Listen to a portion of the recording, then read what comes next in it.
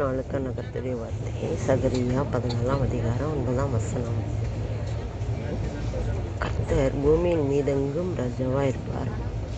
அந்நாளிலே அவர் ஒரே ராஜாவாக இருப்பார். பூமியில் ஒரே ராஜாவாக இருப்பார். அவருடைய நாமம் ஒன்றாகவே இருக்கும், ஒரே நாமமாக இருக்கும். இது சொன்ன அந்த வார்த்தை கடைசி காலத்தில் கர்த்தர் வருகைக்கு பிறகு நடக்கக்கூடிய ஒரு காரியம் அப்படின்னு சொல்லப்பட்டிருக்கு. ஆனாலும் கூட இந்த நாளில் இந்த வார்த்தையை நம்முடைய வாழ்க்கையை ஆண்டவர் பள்ளிக்கு பண்ணுவார்.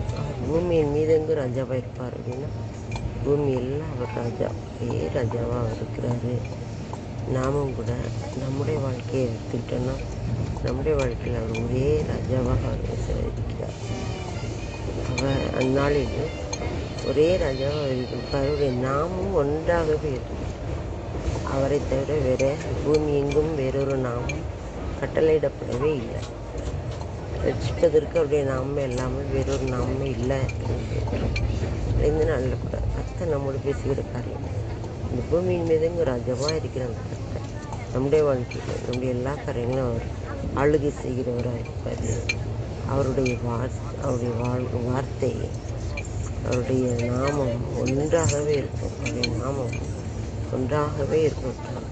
வல்லமை உள்ள நாமம், பராக்கிரமம் உள்ள நாமம், அது இப்போ மாறாத நாமம். அந்த நாமம் நம்முடைய வாழ்க்கை ஒன்றாகவே இருக்கும் என்று சொல்லி நம்ம பார்க்க முடியும்.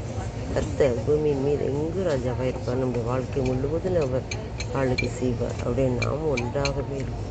அவருடைய பரிசுத்த நாமம், வல்லமையுள்ள நாமம் நம்மோடு இருந்து நம்மை ஆளுகை செய்கிறது, நம்மை வழி நடத்துகிறது. அவருடைய நாமம் பரிசுத்த நாமம் நம்மை முற்றிலுமாக பொருட்படுத்தப்படுகிறது. அந்த நாமத்துக்காக நாம் நன்றி சொல்லுவோம். ஆமென்.